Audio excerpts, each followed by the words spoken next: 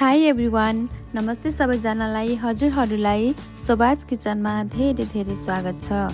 आज मैले हजुरहरूको लागि तिहार स्पेशल साथै अरू टाइममा पनि सजिलै बनाएर खान सकिने, खाजाको रूपमा पनि एकदमै मिठो हुने, परिकारको रूपमा चिनिने र लङ टाइमसम्म पनि राखेर खान मिल्ने खुर्मा अथवा मुड्कौलाको रेसिपी लिएर आएकी छु।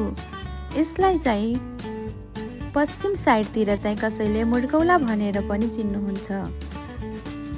यदि हजुरहरू हाम्रो च्यानलमा नयाँ हुनुहुन्छ भने भिडियोलाई लाइक कमेन्ट गरी च्यानललाई सब्स्क्राइब गर्न नबिर्सनुहोला है त। ल सुरु गरौँ अब खुर्मा बनाउनको लागि।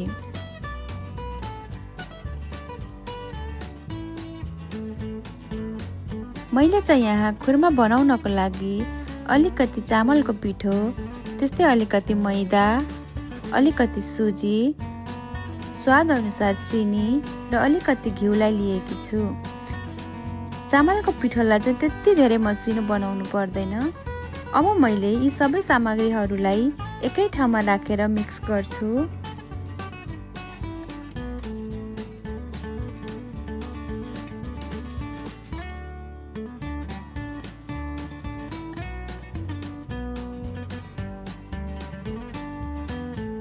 अब यतिको मिक्स भइसकेपछि मैले यसमा थोरै थोरै पानी राख्दै यसको डो तयार गर्छु।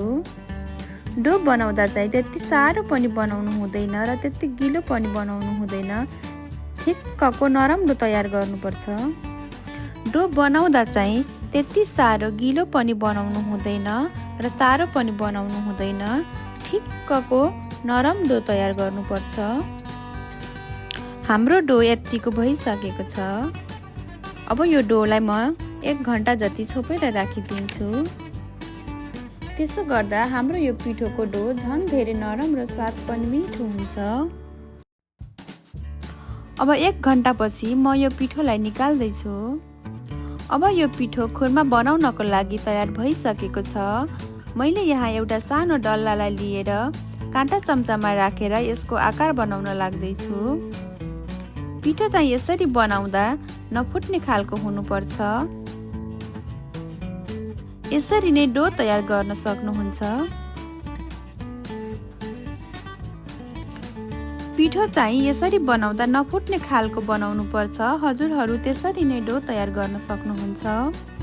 हेर्नुस् त कस्तो राम्रो आकार बनेको छ। अब मैले खुर्माको अर्को आकार दिन लाग्दैछु। अब मैले तरकारी धुने जालीमा पनि राखेर यसको आकार दिँदैछु। यो पनि एकदमै राम्रो बनेको छ, देख्न सक्नुहुन्छ। हजुरहरूसँग घरमै भएका यस्ता सामग्रीहरूको सहायताले हामीले खुर्मा रेडी गर्न सक्छौँ। अब मैले सबै खुर्मा बनाएर तयार पारिसकेकी छु।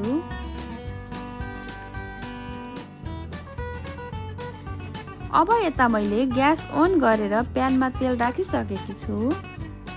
अब तेल हल्का तातेपछि मैले यसमा अघि बनाएको खुर्मा राख्दैछु। यति बेला चाहिँ ग्यासको फ्लेमलाई मिडियम वा लो हिटमा नै राख्नुहोला। हाई हिटमा भयो भने चाहिँ खुर्मा बाहिरबाट मात्र रातो देखिने, भित्र चाहिँ काँचै हुने हुन्छ। अब मैले मिडियम हिटमा यो खुर्मालाई केही समय पल्टाउँदै चलाउँदै पकाउँदै जान्छु।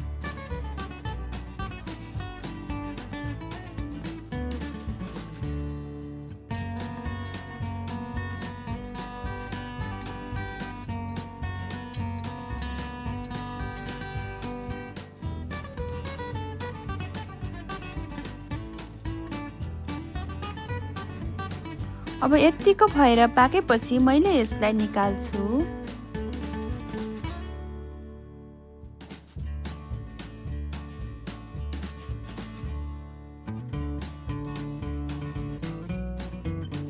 अब यही प्रोसेसमा मैले सबै खुर्मालाई यसरी नै पकाउँदै जान्छु।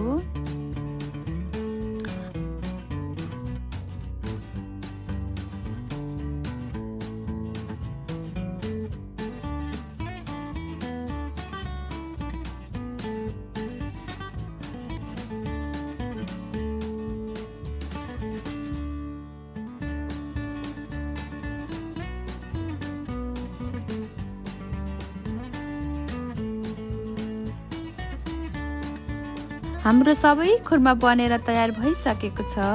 खुर्मा एकदम राम्रोसँग पाकेको छ र कुरुम कुरुम जुरुम जुरुम भएको छ। यसलाई हामीले लङ टाइमसम्म राखेर पनि खान सकिन्छ। हजुरहरूले पनि घरमा सजिलैसँग खुर्मा बनाएर आफू र आफ्नो परिवारलाई खुवाउन सक्नुहुन्छ।